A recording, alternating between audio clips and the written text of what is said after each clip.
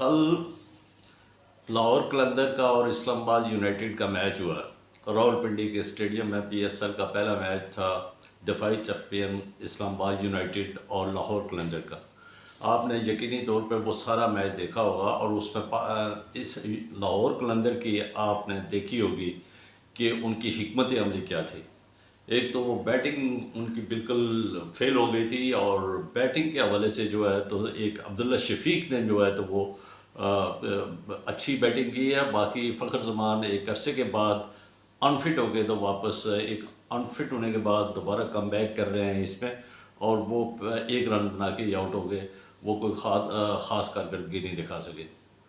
अब बाकी जो रिमेनिंग खिलाड़ी थे चलो वो तो फिट थे, लेकिन उनमें सिलेक्शन का मैं समझता हूँ कि बड़ा हाथ है। एक तो फ़खर जमान जो है तो अभी तो अनफिट से वापस आए हैं, तो ज़ाहिर है उनको सेट होने में वक्त लगेगा। और दूसरे जो खिलाड़ी हैं, जिस तरह आपने डेविड विज़े को रखा है, अब डेविड विज़े जो है तो बड़ा क्वेश्चन मार्क है कि आपके पास रशाद हुसैन है, बांग्लादेश के स्पिनर बॉलर हैं और वो दुनिया के बेहतरीन बॉलरों में शामिल होते हैं और उनसे दुनिया घबराती है खेलने में, और उसको आपने ना बेंच स्ट्रेंथ के ऊपर बैठाया हुआ है 12वें खिलाड़ी की हैसियत से। तो एक तो ये जो आपकी बॉलिंग अटैक देखें, अगर बॉलिंग बैटिंग तो पहले ही फेल हो चुकी थी और उसके ऊपर बॉलिंग देखें कि बॉलिंग अब शाहीन आफरीदी है वो भी सफ़र कर रहा है, वो भी कोई खातर खा परफॉर्मेंस नहीं दे रहा है। उसके बाद उन्होंने जानदाद खान को रखा है। मैं हैरान हूँ, जानदाद खान को अभी जो न्यूजीलैंड के दौरे के ऊपर मार पड़ी है वो भी अभी सफ़र ही कर रहा है, उसकी कोई ख़ास परफॉर्मेंस नहीं है। आपने बैटिंग के ऊपर फोकस कर दिया और ज़मान खान को आपने नहीं रखा है। इसकी बड़ी हैरानगी की बात है कि ज़मान खान को नहीं रखा गया। मेरे ख्याल में ज़मान खान को भी इस वक्त होना चाहिए था और रशाद हुसैन को भी टीम का हिस्सा होना चाहिए था, और डेविड वीज़े को जो है तो वहाँ पे रेस्ट होनी चाहिए थी, क्योंकि डेविड वीज़ा ठीक है अपने दौर में एक हमारे लिए काबिल कदर है, लेकिन वो परफॉर्मेंस ग्राउंड के अंदर जो है तो हमने हकाइक को देखना होता है। हमें नाम नहीं देखने होते हैं, हकाइक देखने के हकाइक क्या है, और उसके ऊपर जो है तो उन्होंने परफॉर्म अभी डेविड वीज़ा की वो कंडीशन नहीं है कि वो परफॉर्म करेगा बॉलिंग के ऊपर और बैटिंग के ऊपर।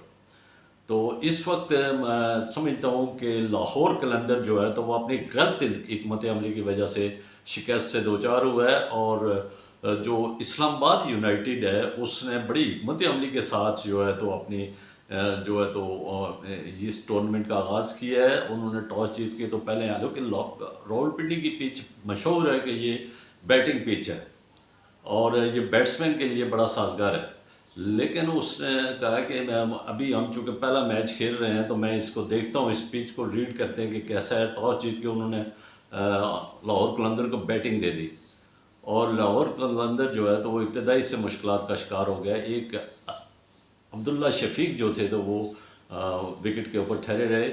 अब्दुल्ला शफीक से मैं कहूँगा कि वो अपनी एक तो एक इंटरटेनमेंट नहीं बल्कि एक संजीदा इनिंग्स की तरफ जाए, और जो संजीदा एक बड़े मंजे हुए बैट्समैन की तरह या जो जो तैयारी होती है और दो दूसरे खिलाड़ियों को भी साथ लेके चलता है और एंड तक जो है तो वो खड़ा होने की कोशिश करे, ताकि ये आपके आने वाले दौर में इंटरनेशनल लेवल के ऊपर आपको सपोर्ट करेगा।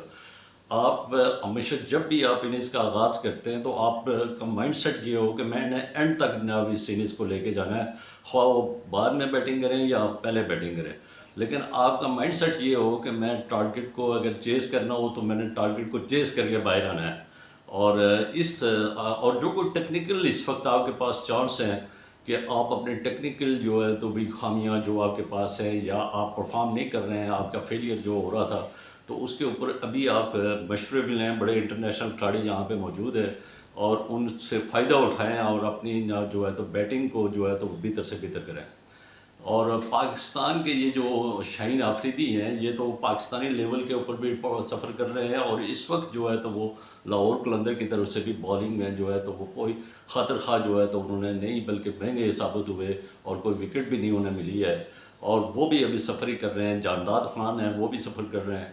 तो मैं समझता हूँ कि ये गलत हिकमत अमली, गलत सिलेक्शन की वजह से लाहौर कलंदर को ये सामना करना पड़ा और शिकस्त का। और अगर इन्होंने रशाद हुसैन को, बांग्लादेश का जो स्पिनर है, अगर उसको खिला दें डेविड विज़े की जगह पे, और फिर जो है तो जानदाद की जगह पे आप रखें ज़मान खान को, और बैटिंग आर्डर में जो है तो बाकी जो देख लेंगे कोई और जो एंड कहाँ में एडजस्ट हो सकते हैं। फ़खर ज़मान को अभी जारी रहने दें, उसको कंटिन्यू रहने दें। और बाकी ये है कि अगर इस तरह हमने बैलेंस सोच समझ के और विकेट के देख के सिलेक्शन लाहौर कलंदर ने की तो फिर वो आगे हम कह सकते हैं कि रिज़ल्ट दे सकते हैं। अगर वो इसी तरह ना अपनी फास्ट बॉलिंग के ऊपर और वो जो इस वक्त नाकाम खिलाड़ी हैं उनको सेलेक्ट करते रहेंगे और डेविड विजय जैसे जो अभी तकरीबन उस लेवल का नहीं है तो उसको भी सिलेक्ट करते रहे तो ये अपनी टीम के लिए लाहौर कलंदर मैं समझता हूँ कि अपने लिए ज़्यादती करेगा। और इनको चाहिए कि ना टीम की पिच को देख के बैलेंस टीम को सिलेक्ट करें। और रिजवान ये जो ज़मान खान है ये तो डेथ ओवर का पॉपुलर है और ये यहाँ लाहौर कलंदर ने इसको इंट्रोड्यूस करवाया था और हैरान हो के कल उसको जो है तो नहीं सेलेक्ट किया गया। ये भी एक बड़ा क्वेश्चन मार्क है लाहौर कलंदर की मैनेजमेंट से। तो मुझे उम्मीद है कि आइंदा के जो मैच हैं उसमें लाहौर कलंदर जो है तो वो कुछ चेंजिंग्स ला के बिलिंग्स को भी अब मेरे ख्याल में मैं बिलिंग्स की जगह पे भी कोई और खिलाड़ी जो है तो वो एडजस्ट करना चाहिए और जो डेविड विजे की जगह पे भी एक खिलाड़ी एडजस्ट करके तो ज़्यादा से ज़्यादा कोशिश करें कि बैलेंस टीम हो ताकि उसका रिज़ल्ट जो भी आता है लेकिन ये है कि एटलीस्ट फाइटिंग हो। ये तो वन साइडेड हुआ है, 8 विकेटों से शिकस्त हुई है आपको और बड़ी इजीली शिकस्त उन्होंने दी है। बैटिंग आपकी मुकम्मल तौर पे नाकाम रही है, बॉलिंग आपकी मुकम्मल तौर पे नाकाम रही है।